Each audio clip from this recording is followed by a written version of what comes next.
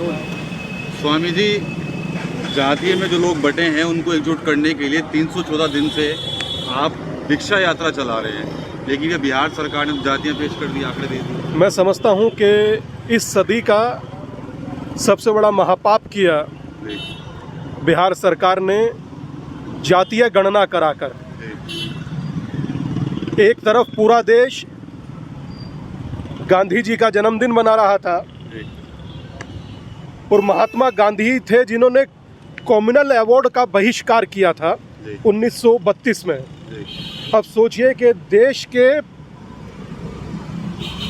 राष्ट्रपिता कहे जाने वाले महात्मा गांधी जिस जातिवाद का विरोध कर रहे थे, उसी दिन कथित गांधीवादियों ने देश को बांट दिया, एक प्रदेश को बांट दिया जातियों के नाम पर। मुझे दुख इस बात का है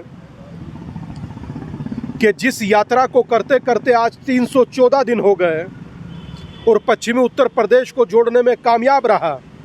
मैं बहुत जिम्मेदारी के साथ कह रहा हूँ, ये फैसला देश की जनता का नहीं है, ये फैसला वोट जीवियों का है जो वोट पाना चाहते हैं।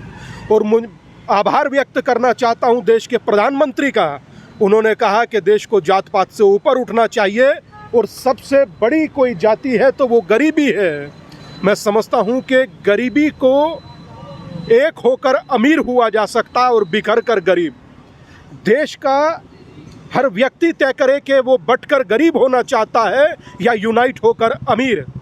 पर ये याद रखिए कि 1951 के संसद के औपचारिक भाषण के बाद सरदार पटेल ने, पंडित जवाहरलाल नेहरू ने, B.R. अम्बेडकर ने, अब मौलाना अबुल कलाम आज़ाद ने कहा था कि जातिगत जनगणना का हम लोग विरोध करते हैं और ये देश के लिए उत्तम नहीं।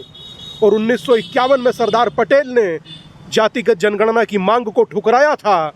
कथित उत्तराधिकारी जातियों में बांटने चले हैं और एक कह रहे हैं कि मेरी सरकार आई तो पहला काम जातिगत जनगणना कराऊंगा, अर्थात पहला काम देश को जाति के नाम पर बांटने का, तोड़ने का पाप करूंगा। मैं समझता हूं कि इससे बढ़कर गुनाह कुछ नहीं हो सकता। ठीक सर। एक छोटा सा बात कहकर अपनी बात को विराम देता हूं कि आप गरीबों को हक और अधिकार देना चाहते हैं तो हालात देखकर कीजिए, जात देखकर नहीं। ये याद रखिए।